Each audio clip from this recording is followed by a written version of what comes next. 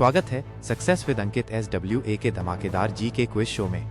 यह क्विज खासकर उन सभी छात्रों के लिए है जो SSC, NDA, UPSC, UPP, RRB और अन्य प्रतियोगी परीक्षाओं की तैयारी कर रहे हैं, जहां हर सवाल है दमदार और हर जवाब है जबरदस्त।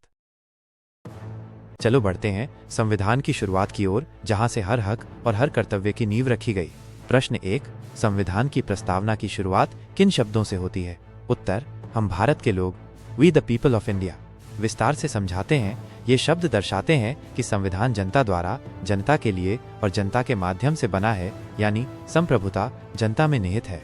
अब मिलते हैं उस सवाल से जो लोकतंत्र की आत्मा को दर्शाता है। प्रश्न 2, प्रस्तावना में भारत को किस प्रकार का राज्य घोषित किया गया है? उत्तर, संप्रभु, समाजवादी, धर्मनिरपेक्ष, लोकतांत्रिक और गणराज्य। विस्तार से समझाते हैं, ये शब्द भारत के राजनीतिक ढांचे और मूल सिद्धांतों को दर्शाते हैं, जिसमें स्वतंत्रता, समानता और जनता की सर्वोच्चता शामिल है। अब पेश है वो सवाल जो संविधान के सम्मान को समझाता है। प्रश्न 3, प्रस्तावना में समाजवादी शब्द कब जोड़ा गया था? उत्तर, 42वें संविधान संशोधन 1976 में। विस्तार से समझाते हैं, इस शब्द का उद्देश्य है कि संसाधनों का समान वितरण हो और समाज में आर्थिक असमानता न रहे। आइए जानें उस बदलाव को जिसने धर्म की स्वतंत्रता को मजबूती दी। प्रश्न 4, प्रस्तावना में धर्मनिरपेक्ष शब्द कब जोड़ा गया था? उत्तर, 42वें संविधान संशोधन 1976 में। विस्तार से समझाते हैं, भारत किसी एक धर्म को नहीं मानता, हर धर्म को समान सम्मान और स्वतंत्रता देता है। अब सवाल उस शक्ति का जो केवल जनता को प्राप्त है। प्रश्न 5, गणराज्य का क्या अर्थ है? उत्तर, जहां सर्वोच्च पद जनता द्वारा चुना जाता है और कोई भी विरासत से सत्ता में नहीं आता। विस्तार से समझाते हैं, भारत में राष्ट्रपति जनता द्वारा निर्वाचित होता है, राजा महाराजा जैसी सत्ता नहीं होती। अब जाने उस सवाल को जो संविधान की आत्मा में बसता है। प्रश्न 6, प्रस्तावना में कितने शब्द हैं? उत्तर, 85 शब्द। विस्तार से समझाते हैं, ये 85 शब्द भारत के आदर्शों, मूल्यों और उद्देश्यों को संक्षेप में प्रस्तुत करते हैं। देश का सपना इन शब्दों में बसता है। चलिए जाने अगला सवाल। प्रश्न 7, प्रस्तावना को संविधान का हिस्सा कब माना गया? उत्तर, केशवानंद भारती केस 1973 में। विस्तार से समझाते हैं, इस फैसले में सुप्रीम कोर्ट ने कहा कि प्रस्तावना संविधान की प्रस्तावना मात्र नहीं, उसकी आत्मा है। अब बारी है उस सवाल की जो संविधान के पहले विचार को दर्शाता है। प्रश्न 8, प्रस्तावना का अंतिम उद्देश्य क्या है? उत्तर, सभी में बंधुता की भावना को बढ़ावा देना। विस्तार से समझाते हैं, बंधुता का मतलब है सभी भारतीयों के बीच भाईचारे की भावना, जिससे राष्ट्र एकजुट और अखंड बना रहे। हर शब्द देश की दिशा तय करता है। जानिए अगला सवाल। प्रश्न 9, न्याय के कितने प्रकार प्रस्तावना में बताए गए हैं? उत्तर, 3, सामाजिक, आर्थिक और राजनीतिक। विस्तार से समझाते हैं, इनका उद्देश्य है कि हर व्यक्ति को बराबरी का हक, संसाधनों तक पहुंच और राजनीतिक भागीदारी मिले। अब वो सवाल जो संविधान के अभिमान को दर्शाता है। प्रश्न 10, संविधान की प्रस्तावना किसके द्वारा तैयार की गई? उत्तर, डॉक्टर भीमराव अंबेडकर की अध्यक्षता में मसौदा समिति द्वारा। विस्तार से समझाते हैं, हालांकि पहला ड्राफ्ट BN राव ने तैयार किया था, लेकिन अंतिम रूप अंबेडकर की अध्यक्षता में दिया गया। तो चलिए बढ़ते हैं ज्ञान के अगले पायदान की ओर। प्रश्न 11, भारतीय संविधान की प्रस्तावना का पहला ड्राफ्ट किसने तैयार किया था? उत्तर, BN राव, BN राव। विस्तार से समझाते हैं, वे संविधान के सलाहकार थे और उन्होंने प्रारंभिक मसौदा तैयार किया, जिसे बाद में मसौदा समिति ने अंतिम रूप दिया।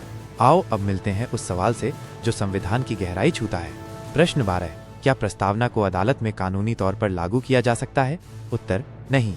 विस्तार से समझाते हैं, प्रस्तावना खुद में इन्फोर्सेबल नहीं है, लेकिन ये संविधान की व्याख्या में मार्गदर्शक सिद्धांत की तरह काम करती है।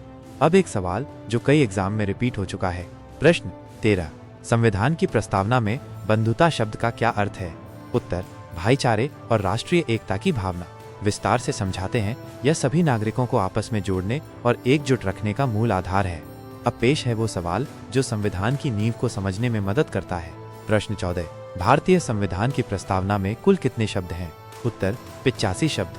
विस्तार से समझाते हैं, ये शब्द न केवल संविधान की आत्मा है, बल्कि भारत के लोकतांत्रिक, धर्मनिरपेक्ष और समाजवादी स्वरूप को परिभाषित करते हैं। अब पेश है वो सवाल जो संविधान की नींव को समझने में मदद करता है। प्रश्न 15, संविधान की प्रस्तावना में कौन कौन से मुख्य आदर्श, आइडियल्स शामिल हैं? उत्तर, न्याय, स्वतंत्रता, समानता और बंधुता। विस्तार से समझाते हैं, 1, न्याय, सामाजिक, आर्थिक और राजनीतिक। 2, स्वतंत्रता, विचार, अभिव्यक्ति, विश्वास धर्म और उपासना। 3 समानता, सभी को कानून के सामने बराबरी। 4 बंधुता, राष्ट्रीय एकता और भाईचारे की भावना। अब बारी है उस सवाल की जो हर नागरिक के अधिकार की नींव रखता है। प्रश्न 16, क्या संविधान की प्रस्तावना संविधान का हिस्सा है? उत्तर, हाँ। विस्तार से समझाते हैं। 1973 के केस में सुप्रीम कोर्ट ने कहा कि प्रस्तावना संविधान का अभिन्न हिस्सा है और व्याख्या में मार्गदर्शन करती है। अब जानते हैं उस भाषा को जो संविधान की आवाज है। प्रश्न 17, संविधान की प्रस्तावना किस भाषा में लिखी गई है? उत्तर, अंग्रेजी में। विस्तार से समझाते हैं। संविधान का मूल दस्तावेज अंग्रेजी में है, जिसे बाद में हिंदी और अन्य भाषाओं में अनुवाद किया गया। अब पेश है सवाल जो भारत की सोच को दर्शाता है। प्रश्न 18, क्या प्रस्तावना को बदला जा सकता है? उत्तर, हाँ, लेकिन संविधान के मूल ढांचे को बदले बिना। विस्तार से समझाते हैं। 42वें संशोधन के समय इसमें कुछ शब्द जोड़े गए, लेकिन ये मूल आत्मा को नहीं बदलता। अब जानते हैं उस केस के बारे में जिसने प्रस्तावना को विशेष दर्जा दिलाया। प्रश्न 19, केशवानंद भारती केस का प्रस्तावना से क्या संबंध है? उत्तर, इस केस में प्रस्तावना को संविधान का हिस्सा माना गया। विस्तार से समझाते हैं। इस ऐतिहासिक फैसले ने प्रस्तावना की महत्ता को स्थापित कर दिया। अब बारी है आजादी की भावना को समझने की। प्रश्न 20, प्रस्तावना में स्वतंत्रता किन चीजों की स्वतंत्रता की बात करता है? उत्तर, विचार, अभिव्यक्ति, विश्वास, धर्म और उपासना। विस्तार से समझाते हैं। ये हर नागरिक को अपने विचार रखने, धर्म मानने और बोलने की पूरी आजादी देता है। अब बढ़ते हैं उस मोड़ पर जहां संविधान हमें समानता का असली अर्थ सिखाता है। प्रश्न 21, प्रस्तावना में समानता शब्द का क्या उद्देश्य है? उत्तर, सभी नागरिकों को बराबरी का अधिकार देना। विस्तार से समझाते हैं। न कोई ऊंच नीच, न भेदभाव, सब नागरिकों को कानून और अवसरों में समानता मिलनी चाहिए। अब पेश है सवाल जो हर परीक्षा की पहली पसंद बन चुका है। प्रश्न 22, क्या प्रस्तावना में न्याय शब्द पहले आता है या स्वतंत्रता? उत्तर, न्याय पहले आता है।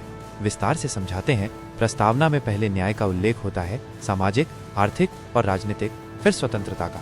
अब जानिए उस सवाल को जो संविधान की मूल संरचना से जुड़ा है। प्रश्न 23, हम भारत के लोग शब्द किस बात का संकेत देते हैं? उत्तर, संविधान जनता द्वारा बनाया गया है। विस्तार से समझाते हैं। ये शब्द बताते हैं कि संविधान की सर्वोच्चता जनता में है, न कि किसी राजा या शासक में।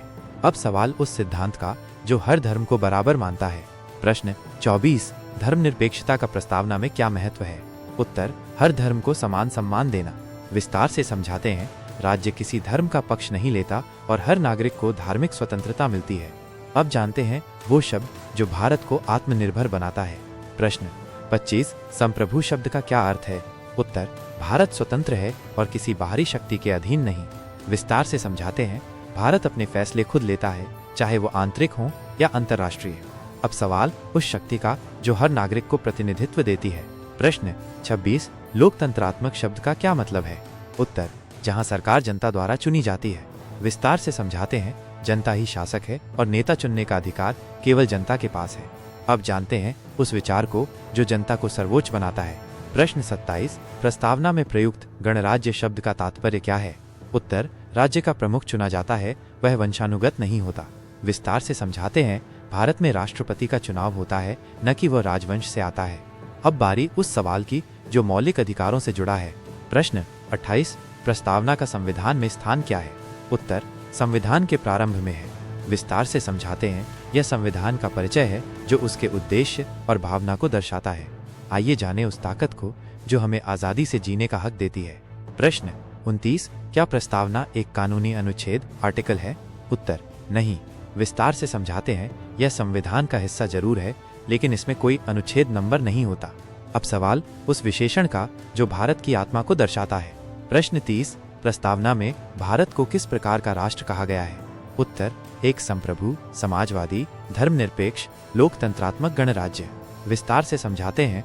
भारत न किसी के अधीन है, न किसी धर्म का पक्षधर, यहाँ जनता सर्वोच्च है। अब सवाल उस संशोधन का जिसने प्रस्तावना को नया रूप दिया। प्रश्न 31, 42वां संविधान संशोधन किस वर्ष पारित हुआ? उत्तर, 1976। विस्तार से समझाते हैं। इस संशोधन ने प्रस्तावना में समाजवादी, धर्मनिरपेक्ष और राष्ट्रीय एकता जैसे शब्द जोड़े। अब सवाल उस आधार का जो भारत को मजबूत बनाता है। प्रश्न 32, प्रस्तावना को संविधान की आत्मा क्यों कहा जाता है? उत्तर, क्योंकि यह संविधान के मूल उद्देश्य को दर्शाती है। विस्तार से समझाते हैं। यह संविधान के सिद्धांतों की नींव है जिसमें न्याय, स्वतंत्रता, समानता और बंधुता है। अब जानते हैं उस भाव को जो हमें एक राष्ट्र बनाता है। प्रश्न 33, प्रस्तावना में राष्ट्रीय एकता और अखंडता किस शब्द से जुड़ी है? उत्तर बंधुता। विस्तार से समझाते हैं। बंधुता के बिना देश को एक सूत्र में बांधना असंभव है, यही एकता को बनाए रखता है। अब सवाल उस विचार का जो समाज की आर्थिक स्थिति को सुधारने पर केंद्रित है। प्रश्न 34, प्रस्तावना में सामाजिक न्याय का क्या महत्व है? उत्तर हर वर्ग को समान सामाजिक अवसर देना। विस्तार से समझाते हैं। जाति, रंग, धर्म, लिंग से परे हर किसी को समान सामाजिक अधिकार मिले। अब पेश है सवाल जो आज के युवाओं के लिए सबसे महत्वपूर्ण है। प्रश्न 35, अभिव्यक्ति की स्वतंत्रता किस आदर्श से जुड़ी है? उत्तर स्वतंत्रता। विस्तार से समझाते हैं। हर नागरिक को अपने विचारों को स्वतंत्र रूप से व्यक्त करने का अधिकार है। अब सवाल उस सोच का जो किसी भी नागरिक को पीछे नहीं रहने देता। प्रश्न 36, आर्थिक न्याय से क्या अभिप्राय है? उत्तर सभी को आर्थिक संसाधनों में समान अवसर देना। विस्तार से समझाते हैं। गरीब और अमीर के बीच की खाई कम कर सबको बराबरी का आर्थिक हक मिलना चाहिए। अब बारी है उस सवाल की जो हमारी पहचान तय करता है। प्रश्न 37, प्रस्तावना में प्रयुक्त हम भारत के लोग किस सिद्धांत को दर्शाता है? उत्तर जनता की संप्रभुता। विस्तार से समझाते हैं। देश की सत्ता जनता के हाथ में है, वही संविधान की निर्माता है। अब सवाल उस अधिकार का जो सभी नागरिकों को जोड़ता है। प्रश्न 38, बंधुता का उद्देश्य क्या है? उत्तर सभी नागरिकों में भाईचारे की भावना विकसित करना। विस्तार से समझाते हैं। बंधुता देश की एकता और अखंडता को बनाए रखने में अहम भूमिका निभाती है। अब जानते हैं वो कसौटी जहां से संविधान की व्याख्या होती है। प्रश्न 39, संविधान की व्याख्या में प्रस्तावना की भूमिका क्या है? उत्तर यह एक मार्गदर्शक सिद्धांत की तरह काम करती है। विस्तार से समझाते हैं। जब संविधान के किसी अनुच्छेद में अस्पष्टता हो तो प्रस्तावना से उसकी मंशा समझी जाती है। और अब आखिरी सवाल जो इस श्रृंखला को एक दिशा देता है। प्रश्न 40, क्या प्रस्तावना में उल्लिखित उद्देश्य मौलिक अधिकारों से जुड़े हैं? उत्तर हाँ। विस्तार से समझाते हैं। न्याय, स्वतंत्रता, समानता और बंधुता ये सभी मूल अधिकारों की नींव हैं जो हर नागरिक को प्राप्त हैं।